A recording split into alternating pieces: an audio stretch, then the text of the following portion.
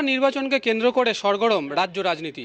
বিশেষ করে ডায়মন্ড হারবার কেন্দ্র এখন সকলের কেন্দ্রবিন্দু। আর সেই ডায়মন্ড হারবারে অভিনব প্রচার করলেন বাউল শিল্পী স্বপন দত্ত।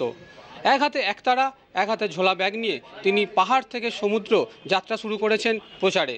কিন্তু এটা কোনো রাজনৈতিক প্রচার নয়, তিনি প্রচার করছেন শান্তিপূর্ণ ভোটের বার্তা দিচ্ছেন সাধারণ মানুষকে, যাতে ভোট অবাধ ও শান্তিপূর্ণ হয়। এই ডায়মন্ড হারবারে তিনি বিভিন্ন জায়গায় তিনি প্রচার শুরু করেছেন এবং বাউলের গানের মাধ্যমে সাধারণ মানুষের সঙ্গে তিনি মিশে যাচ্ছেন, পাচ্ছেন মানুষের ভালোবাসাও। অনেক মানুষই তাকে ডেকে ছবি তুলছেন, কেউ বা খাওয়াচ্ছেন। তিনি নিজে জানাচ্ছেন যে তার মূল উদ্দেশ্য এই বাউল গানের মাধ্যমে শান্তিপূর্ণ ভোটের প্রচার করা, এবং তিনি খুব আশাবাদী যে সব জায়গার মতো ডায়মন্ড হারবারেও শান্তিপূর্ণ ভোট হবে।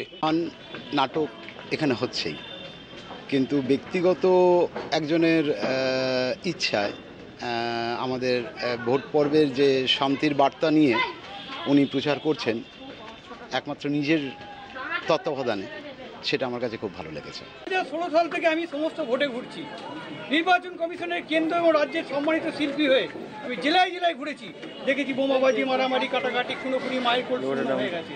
খবরেও দেখেছি ব্যালট বাক্স জলে ফেলে দেওয়া হয়েছে, ছাপ্পা ভোট মারা হয়েছে।